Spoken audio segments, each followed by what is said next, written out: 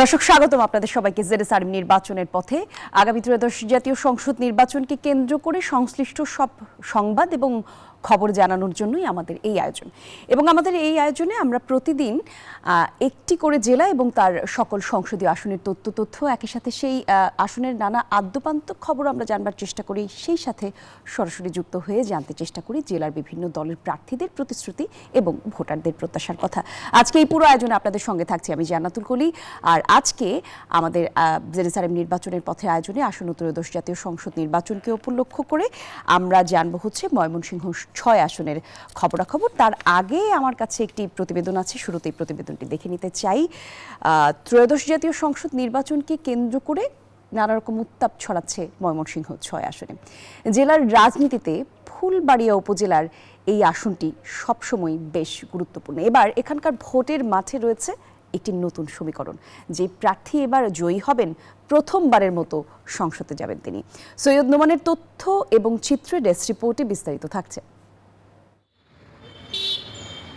ইতিহাসবিদদের মতে প্রাচীনকালে ফুলবাড়িয়ায় ফুলখড়ি এক ধরনের লাকড়ি জাতীয় গাছ জন্মাতো, যা এলাকার মানুষ লাকড়ি হিসেবে ব্যবহার করত। ধারণা করা হয়ে থাকে ফুলখড়ি থেকেই ফুলবাড়িয়া নামের উৎপত্তি। 1864 সালে প্রশাসনিকভাবে ফুলবাড়িয়া থানা প্রতিষ্ঠিত হয় আর সীমানা নির্ধারণ হয় 1867 সালে। 1983 সালের 2 জুলাই ফুলবাড়িয়া উপজেলা পরিষদে প্রতিষ্ঠা পায়। ফুলবাড়িয়া উপজেলার আয়তন 399 বর্গ কিলোমিটার। এখানে বর্তমানে একটি পৌরসভা ও 13টি ইউনিয়ন রয়েছে। এই এলাকার মানুষ মূলত কৃষি নির্ভর। এছাড়াও রয়েছে বিভিন্ন রকমের ব্যবসা প্রতিষ্ঠান এবং কলকারখানা। হাতে প্রস্তুতকৃত লাল চিনি, আনারস, ড্রাগন ফল, মৎস্য চাষেও আছে সুনাম। মাঠ পর্যায়ের ভোটাররা জানালেন অবকাঠামো, কৃষি সহায়তা, রাস্তাঘাট, চিকিৎসা সেবা আর কর্মসংস্থান এসবই তাদের প্রধান দাবি। বিগত 17 বছরে যে এমপি ছিল, যে উন্নয়নমূলক কাজ করার কথা ছিল তার সুখীর ভাগ হয় নাই। আরও আধুনিক শিক্ষার ব্যবস্থা, বেকারদের জন্য বিভিন্ন ধরনের প্রশিক্ষণের ব্যবস্থা করা হোক। একজন সৎযোগ্য প্রার্থী নির্বাচিত হলে আমরা মনে করি যে যিনি সংসদ সদস্য হবেন তিনি আমাদের ফুলবাড়িয়ার উন্নয়ন সম্পর্কে কাজ করবেন। আসন্ন নির্বাচনে এ আসনে ইতিমধ্যে প্রার্থী বাছাই করেছে প্রধান দুইটি দল। বিএনপি থেকে মনোনয়ন পেয়েছেন উপজেলা বিএনপির আহ্বায়ক আক্তারুল আলম ফারুক ও জামায়াতে ইসলামীর তরফে মনোনয়ন পেয়েছেন জেলা জামায়াতের নায়েবে আমির অধ্যক্ষ মোহাম্মদ কামরুল হাসান মিলন। নির্বাচনের দিন যত ঘনিয়ে আসছে তত জমে উঠছে এই উপজেলার রাজনীতির মাঠ। সচেতন মহল বলছে শেষ পর্যন্ত কারা এগিয়ে থাকবে তা নির্ভর করবে তৃণমূলের সমর্থন, প্রার্থীর গ্রহণযোগ্যতা এবং দলের সাংগঠনিক শক্তির ওপর। এই আসনে পুরুষ ভোটার রয়েছে 1,45,757 জন, নারী ভোটার 1,46,406 জন। Desk report, news 24। দর্শক, আমরা দেখলাম আমাদের হাতে থাকা প্রতিবেদনটি। ময়মনসিংহ ৬ আসনের যেই বাসিন্দা আছেন তারা মূলত চিকিৎসা ব্যবস্থা, যোগাযোগ ব্যবস্থা, শিক্ষা এবং মানুষের জীবনমান সার্বিকভাবে উন্নত হয় সেরকম কাউকে আসলে তারা ভোট দিতে চাইছেন। আমরা একটু সরজমিনে আমাদের সহকর্মী নোমান আমাদের সঙ্গে যুক্ত হবেন, তার কাছ থেকে আরও বিস্তারিত তথ্য জানবার চেষ্টা করব যে কেমন ময়মনসিংহ আসলে দেখতে চান সেখানকার বাসিন্দারা।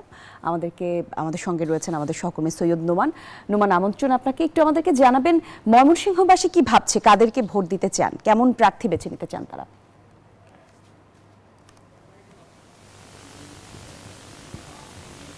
ধন্যবাদ আপনাকে। আমি ঠিক এই মুহূর্তে যেমনটা প্রতিবেদনে দেখানো হচ্ছিল ময়মনসিংহ ৬ ফুলবাড়িয়া যে আসনটি সেখানে আছি, এবং এই আসনটি কিন্তু অন্য নামও আছে, বেশ কয়েকটি নাম আছে। এর মধ্যে উল্লেখযোগ্য হচ্ছে কাঁচা হলুদের উপজেলা, একই সাথে যে লাল চিনি আছে হাতে বানানো, সেই হাতে বানানোর যে লাল চিনির জন্যও কিন্তু বিখ্যাত এই ফুলবাড়িয়া উপজেলা। এবং এই ফুলবাড়িয়া উপজেলাতে এবার কিন্তু হাড্ডাহাড্ডি একটি নির্বাচনের আভাস পাওয়া যাচ্ছে, এবং এই নির্বাচনকে ঘিরেই কিন্তু জনগণের প্রত্যাশা বাড়ছে যতই নির্বাচন ঘনিয়ে আসছে। তফসিল শুরু হওয়ার পরে কিন্তু বলার পরে কিন্তু আসলে জনগণ সেই বিষয়ে আরও হিসেব নিকেশ করছে। তো আজকে আমি সেই বিষয় নিয়ে প্রতিবেদনে দেখানোর চেষ্টা করেছি এবং জানানোর চেষ্টা করব। আমার সাথে একজন প্রার্থী আছেন যিনি জামাতে ইসলামের মনোনয়ন প্রার্থী এবং জামাতের নায়েবে আমির অধ্যক্ষ মোহাম্মদ কামরুল হাসান মিলন, উনি আমার ডান পাশে বসে আছেন এবং আমার ঠিক বাঁ পাশে কিন্তু উপস্থিত আছেন মোবারক হোসেন মল্লিক, যিনি শিক্ষকতা পেশার সাথে যুক্ত। আমরা ওনার কাছে জানার চেষ্টা করবো আসলে ফুলবাড়িয়াবাসী কি চায়, কি সমস্যা। আমরা শুরুতেই জামাতের যিনি প্রার্থী আছেন, মনোনীত প্রার্থী আছেন, তার কাছে আমরা যেতে চাই। আমরা জানতে চাই যে জনগণ জানেন নিশ্চয়ই, জনগণের দোরগোড়ায় যাচ্ছেন বেশ কয়েক মাস ধরেই। জনগণের প্রত্যাশার সাথে কতটুকু পূরণের মিল থাকবে আপনাদের, এবং বাস্তবায়নে কি আসলে কতটুকু পারবেন? হ্যাঁ জি, ধন্যবাদ আপনাকে।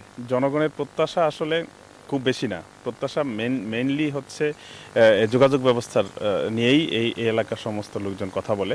রাস্তাঘাটের অবস্থা খুবই খারাপ।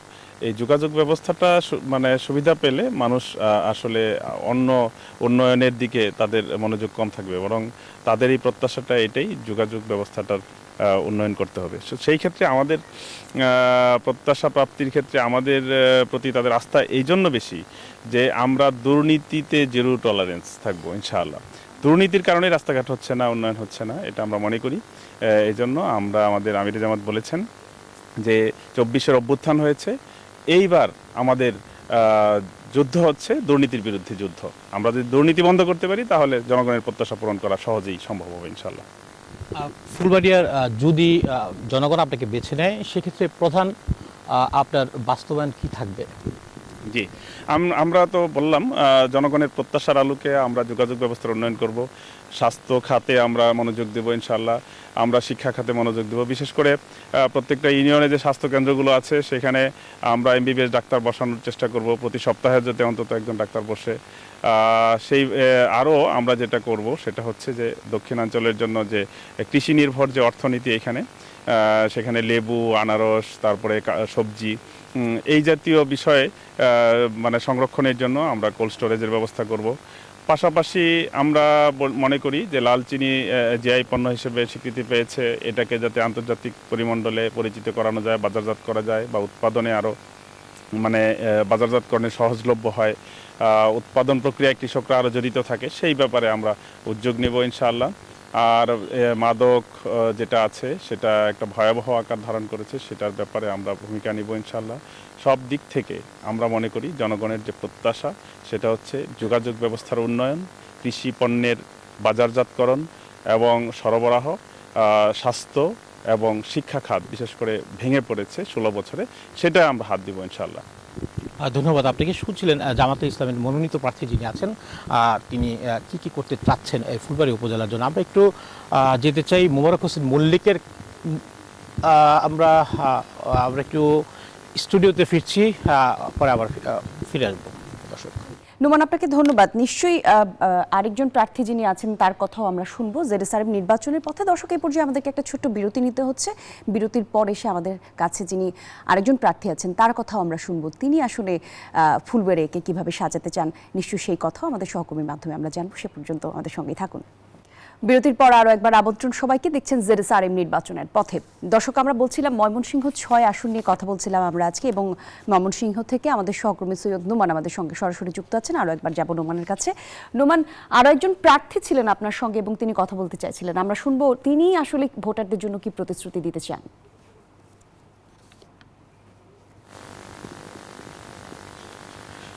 ধন্যবাদ আপনাকে। আসলে উনি একজন প্রার্থী না, উনি আছেন আমার সাথে একজন জনগণের মানে প্রতিনিধি হিসেবে আছেন, এবং উনি শিক্ষকতা করেন, শিক্ষকতা পেশার সাথে যুক্ত। এবং ওনার কাছে আমরা একটু জানতে চাইব যে আসলে প্রার্থীরা যারা নির্বাচনের মাঠ দাপিয়ে বেড়াচ্ছেন, তারা বিভিন্ন ফুল বুলি আওড়াচ্ছেন, প্রতিশ্রুতি দিচ্ছেন। আসলে নির্বাচনের পরে কিংবা জয়ী হওয়ার পরে এই প্রতিশ্রুতির সাথে জনগণের উন্নয়নটা, বাস্তবায়নটা কতটুকু মিল থাকে, এবং সেটা কিভাবে দেখছেন একজন শিক্ষক হিসেবে? ধন্যবাদ নিউজ 24-কে নির্বাচনের পথে আজকের অনুষ্ঠানটি ফুলবাড়ি থেকে প্রচারের জন্য। আসলে নির্বাচনের পূর্বে আমরা প্রার্থীদের কাছ থেকে আসলে নির্বাচনের যে বুলি, যেটা আপনি বললেন যে বিভিন্ন ধরনের প্রতিশ্রুতি নিয়ে আসে, কিন্তু দিন শেষে দেখা যায় নির্বাচনের পরে তাদেরকে আর খুব কাছে পাওয়া যায় না।